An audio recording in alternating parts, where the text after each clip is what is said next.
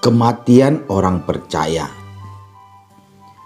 Tiada seorang pun berkuasa menahan angin dan tiada seorang pun berkuasa atas hari kematian.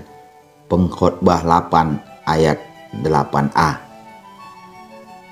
Banyak orang beranggapan bahwa kematian adalah akhir dari segalanya.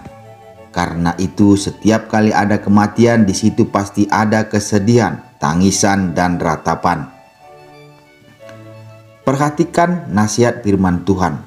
Janganlah kamu menangisi orang mati, dan janganlah turut berduka cita karena dia. Lebih baiklah kamu menangisi dia yang sudah pergi, sebab ia tak akan kembali lagi. Ia tidak lagi akan melihat tanah kelahirannya. Yeremia 22 ayat 10. Lebih menyedihkan lagi karena tidak mengerti tentang kematian. Ada orang-orang yang menjadikan orang yang sudah mati menjadi sesembahan. Mereka datang ke kuburan, berdoa dan meminta berkat. Perhatikan, orang yang sudah meninggal tidak ada hubungan lagi dengan mereka yang hidup. Kalau ada orang yang datang yang wajahnya menyerupai orang yang sudah meninggal, ia adalah iblis yang menyamar.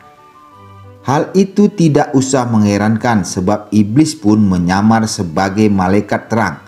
2 Korintus 11 ayat 14.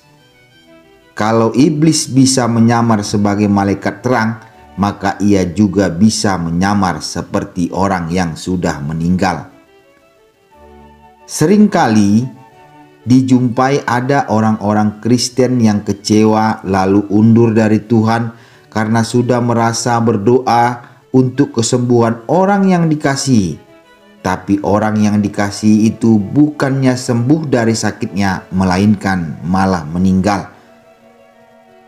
Mereka marah kepada Tuhan dan menganggap dia tak bisa menolong dan tidak bisa lagi melakukan mujizat lagi. Ini adalah salah besar. Hidup ini adalah sementara. Semua orang tanpa kecuali pasti mati, termasuk orang-orang yang kita kasihi. Bukan berarti Tuhan tidak dapat melakukan mujizat atau tidak mengasihi kita, atau tidak mau menjawab doa kita.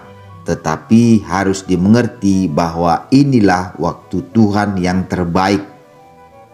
Karena itu kematian tak perlu disesali, tidak ada yang perlu disalahkan. Bagaimanapun juga kematian adalah rahasia Tuhan, karena Dia adalah pemilik hidup. Yang penting bukan kapan orang meninggal, tetapi bagaimana kita menjalani hidup ini, sehingga sewaktu-waktu Tuhan panggil kita sudah siap. Suatu kepastian, setiap orang yang mati di dalam Tuhan akan hidup bersama Dia di dalam kekekalan.